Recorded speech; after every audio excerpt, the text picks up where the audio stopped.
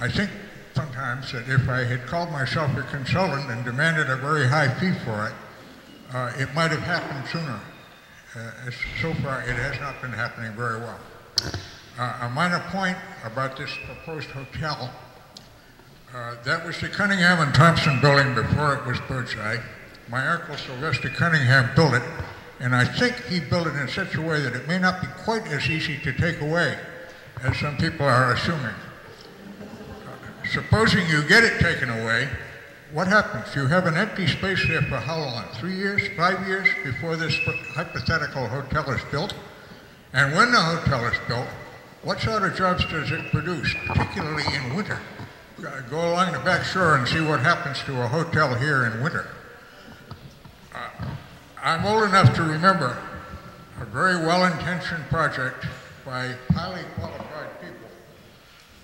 The urban renewal of, when was it, late 40s, 1950s, and we're still suffering from the consequences of the lack of foresight in a good part of that development.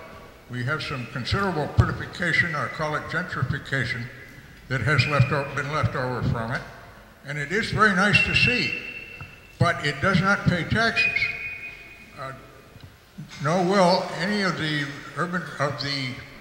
rezoning that I've been hearing about pay taxes anytime soon. What is needed is to stop hemorrhaging money out of town by exporting jobs, taking the fish cutting to Boston, not having any boat building. 98% of the present fishing fleet was not built here, and the 2% are old. And the yards that built them are out of business. There is no reason why economical fishing boats cannot be built in Gloucester. Boats that can work with a sustainable catch, a 21st century fish catching plan on an economical basis. Boats that can make money on the small catch that will be allowed from now on. It will come back, but it will never be what it was in the days when people called themselves a highliner and brought in a record catch of some diminishing species with every trip. I simply ask that instead of rezoning, we look for things that can be done around the harbor now with the existing ancient industrial park that we have been blessed with over the years. There are things that can be done exactly as it stands, and the particular plug in the plan that we have proposed to fill is still on the table, still practical. It should have been done 2 or 3 years ago, and we'd be in much better shape now if it had been.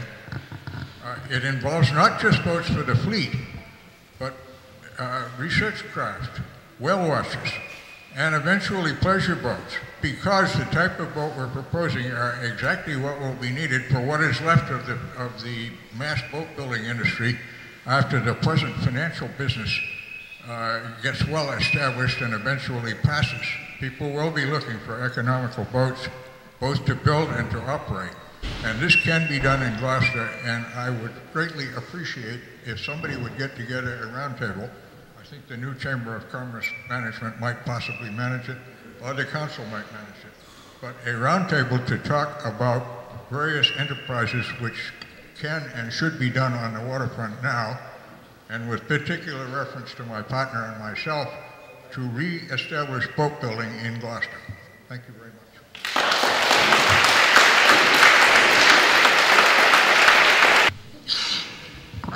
Leonard McCullum, I work at Ocean Crest. I'm here tonight to make sure you hear us this time. No, never. A luxury hotel and luxury condos would be a huge mistake on a road called Commercial Street. The wealthy hotel and condo owners will not like the noise, the smells, the traffic on Commercial Street. Diesel fumes from fishing vessels and trucks drift across the street. Fish and lobster trucks come and go day and night with refrigeration units running, juice dripping. Surely the newcomers on Commercial Street will not want us. They'll want us to move or shut down like the old D-Hide. Commercial Street also floods every time it rains at high tide. The water has no place to go. You can't fix high tide. Commercial Street cannot handle any more traffic. Therefore, they will have to make it wider. In order to make it wider, they'll have to take at least 4 pieces of property by eminent domain. I figure they'll take Mortalaro's Tin Building, the house right at the fork, the warehouse belonging to us, and the Chalupa house at the bottom of the hill so they can widen the entire street. They already own the parking lot on that side of the street. How much compensation will be made to the property owners? Who's going to pay for all of this? The hotel? I doubt it. The city will have to pay for it. The city is broke. We can't afford it. Not only can we not afford it, but it's un-American to take private property to put up a hotel. What's next? A Walmart next to the state fish pier? Then they'll tell us they gotta give them a tax break to get the deal done, like they did at Gloucester Crossing. We, the taxpayers, will no doubt foot the bill for turning Gloucester into a quaint tourist trap.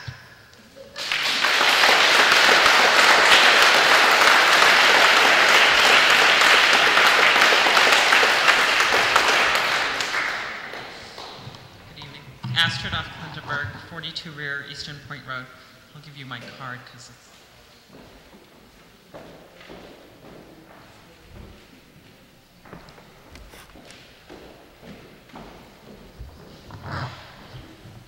My comments are based mostly on a concern for what I see as a deficiency in substantive due process. And it's not procedural due process, because when you use a process to take away rights of a community, that then turns into substantive due process. The mayor began her comments saying that we have to start someplace. My suggestion would be that perhaps talking to the neighborhood first would have been a good place to start.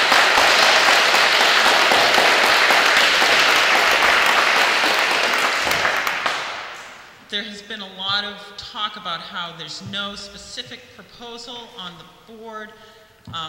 If you people think that this is not being done to pave the way for a hotel, you're either lying to yourself or to the community, or you're not smart enough to be on this board. And I don't think that anybody would fall into either of those two categories. What I'm concerned about is that we're just perpetuating this big lie. What needs to happen is this needs to go back to planning. What needs to happen is people need to talk to the neighborhood and actually talk to the residents. One of the things that has been said is that what we're doing this rezoning for is so that people won't have to worry about different zoning. If they needed to add a house or a room, that they wouldn't have to come before planning. Have you had any complaints from people who have been trying to do that? My survey of people who have been in that area is no. This hasn't been a problem. Have you had any complaints from people who want to do something who have not been able to do that? No. One of the things that I find very concerning is that, and I believe it was the community development director who had actually said that one of the things that they're trying to do with this zoning is to protect the homeowner, that if in fact their home was destroyed by fire, they would be able to rebuild it, because right now they would not be able to. So I'm going to read from you from section 2 of the City of Gloucester zoning ordinance, and it's paragraph 2.4.5. In the case of destruction or damage, and quite frankly, this is not even just for you, it's for a lot of the homeowners out here as well. In the case of destruction or damage by fire or other catastrophe, a building or a structure existing at the time of the adoption of this ordinance may be rebuilt in substantially the form as it was at the time of the destruction or damage, or in any form if within applicable setback requirements is not larger than that previously.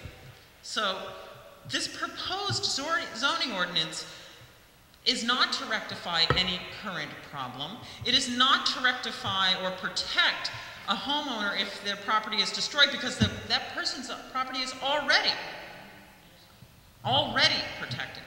So the question that you have to ask is, what is it for? I would submit to this board, or these boards, this combined board, that it's in fact just to make way for a hotel.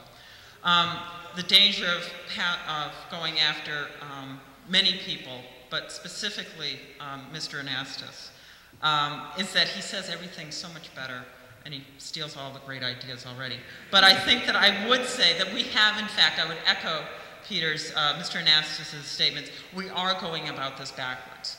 I think that what really needs to happen is this needs to be scrapped.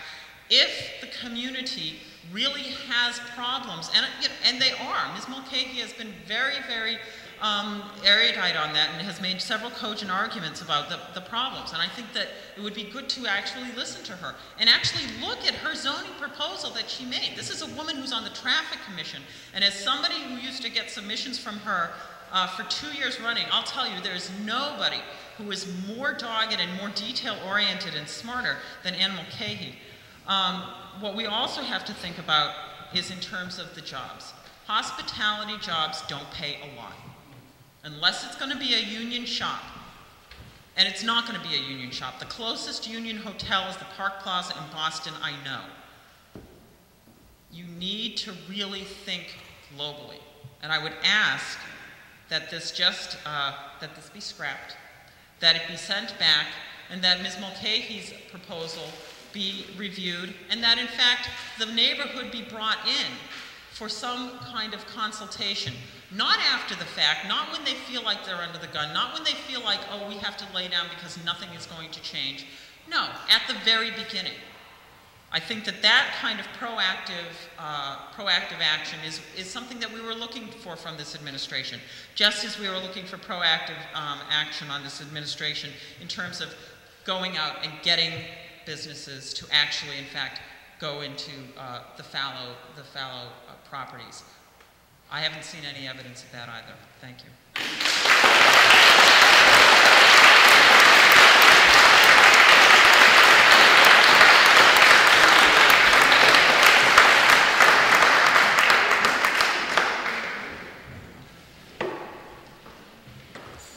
Hi, I'm Patty Page. I live on Tidal Cove Way. I'm not a resident of the fort.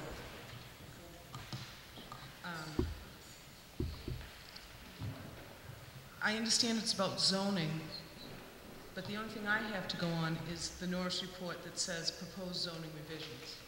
And what got my attention was figure 1.3, where there are proposed boardwalks and view corridors and different things that I think do need to be addressed, and I think you have started to address them, and maybe that'll all come to light. As we know, eelgrass is a fragile, highly protected natural resource which grows in the ecosystem of Gloucester Harbor and cannot be easily disturbed.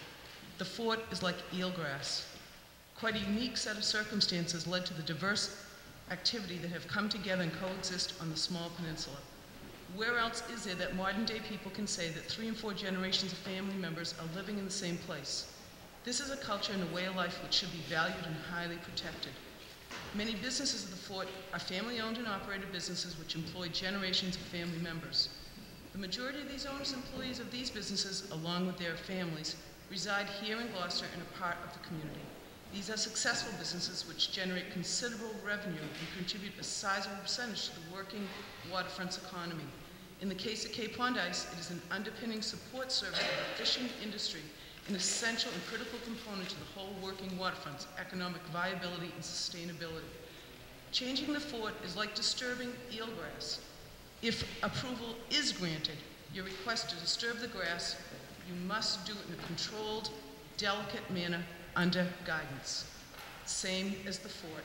The uniqueness of residential and industrial life coexisting successfully is a delicate balance. Disturbing it or tipping it to one side or the other could be fatal.